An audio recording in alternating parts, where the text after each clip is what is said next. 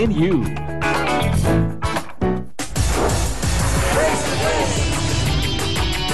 Karamihan sa mga misis dito sa Tunasan, Muntinlupa ay nakikisimpatya kay Ate Arlene sa nangyaring ang matapos ang 27 years ay nanlamig si Mister at naging at napunta kay Jajaja.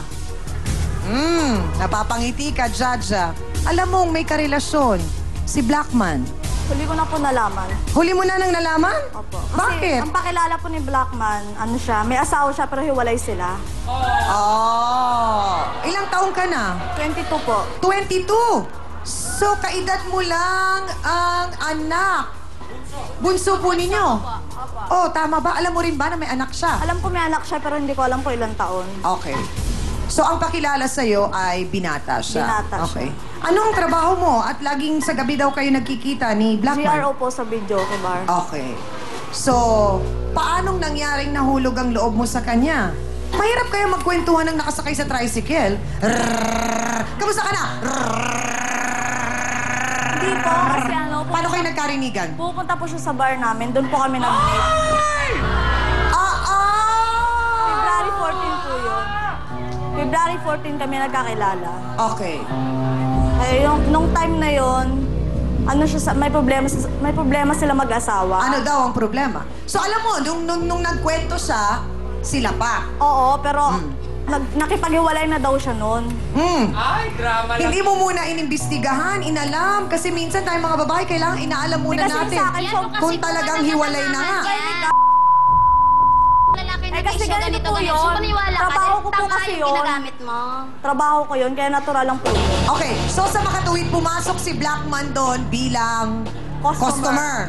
Tapos, trabaho mo ay ang makinig sa mga sad story, ganon. Opo. Pero hindi kasama sa trabaho niyo ang ma-inlove sa customer, di ba? Hindi pa po ako na-inlove sa kanya noon.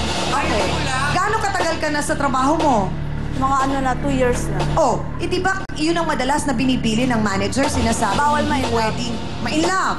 Oh, bakit ka na-inlove kay Blackman? Masarap kasi malik-asawa ko eh. Tama, masarap. Mga labi.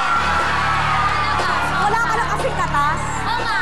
Matanda ka na kasi. Aminin ko talaga sa sarili ko na paaanga ko eh. Galingan mo para hindi Okay, Jaja.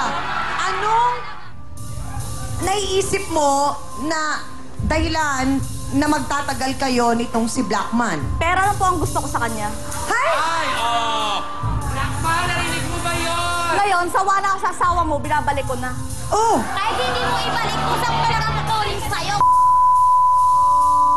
Mahulog ang loob mo. Kaya sa iyo. Ano ba talaga? Baliwala na po yun kasi nalaman ko nga may asawa siya na sila pa rin nagsasama.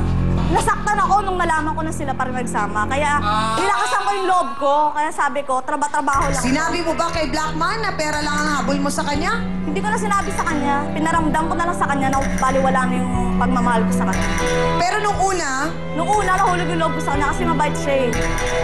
Lahat ng kailangan kong pagmamahal na pupunon, na nabibigay niya yun. okay. Hindi lang sa pera, sa Pero pag-aasikaso. diretsang tanong, Jaja, meron pa rin bang something?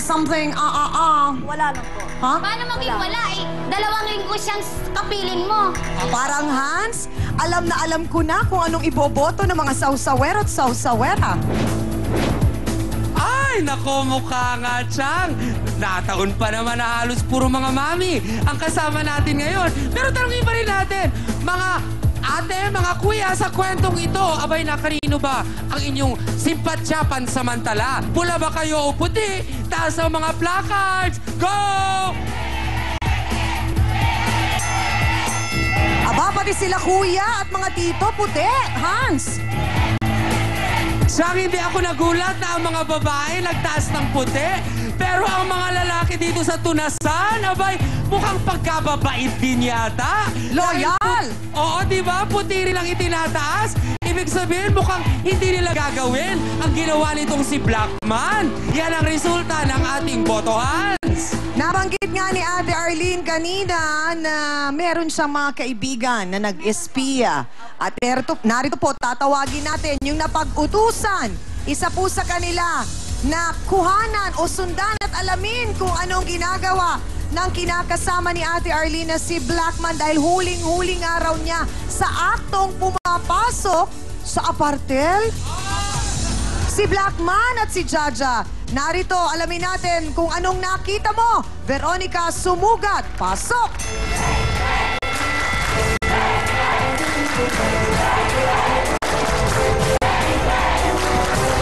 Ate Veronica, nung nakita mo si Blackman at Jaja pumapasok sa apartel, anong ginawa mo? Kasi po, yung si Kuya Blackman na po na yan, taga-sundo po yan, hatid sundo po sa anak ko, estudyante po. Oo. Ngayon, hatid lang po niya sa umaga. Pang alas 10 po yung labas, hindi po nasusundo Nasusundo? po. Nagagalit po ako sa kanya, gawa ng tag-ulan po yun, bagyo. Pagdating ng anak ko, Basang-basa, syempre, kawawa tapos naman. nagkalagnat. Ngayon, sabi ko, bakit hindi mo pa sinundo yung anak ko? Sabi ko, di ba may usapan tayo, binabayaran naman kita. Sabi ko, Nasaan ganun. daw po siya? Yun po, sinusundo po si Jaja po. Ayan po. Pala mukha mo. Hindi nasusundo po yung anak ko dahil sa'yo.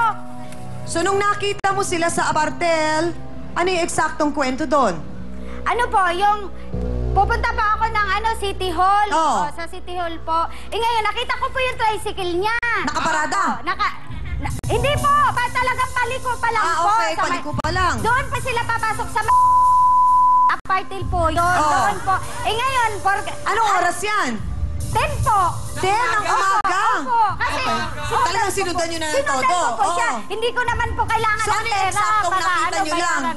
Pumasok doon? Pumasok po sila. Baka naman may sinusundo, kayo naman. May hinatid, may sakay. Hindi, basta po. Baka may isasakay pang iba. Hindi po kasi nung pauwi na po ako nung hapon, nadaanan na po nila ako. Oo. Nadaanan po nila ako. Grabe, mula umaga tapos angkas na hapon. Po, opo, angkas na po yan, alas 2 po.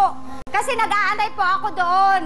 Labas na nila alas 2. So lumabas na matapos ang 4 na oras, alas 2. Nasa kalsada ka pa rin noon, nakita mo Naglalakad po. siyang labas naman nila ulit. Opo. Abay, parang ang malas naman ni Blackman at ni Jaja. Umaga pa lang, ikaw nang nakakita hapon, ikaw pa din. Nakaangkas po yan. Osa kasi. Siyempre kaibigan ko to eh. Siyempre, Alam ko pagka- na, gusto niyo nang makita si Blackman, ano? Ay, gusto ko na rin siyang makita. Ay, gusto ko malaman kung talagang tisoy. O, tutok lang kayo dahil makikilala na natin siya sa pagbabalik ng...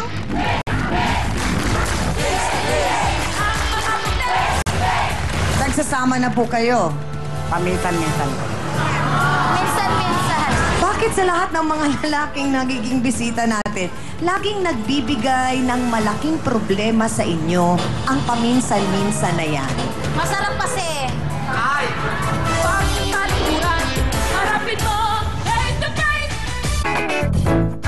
Ang programang ito ay hatid sa inyo ng PLDT Tele Rewards. May points ka dyan.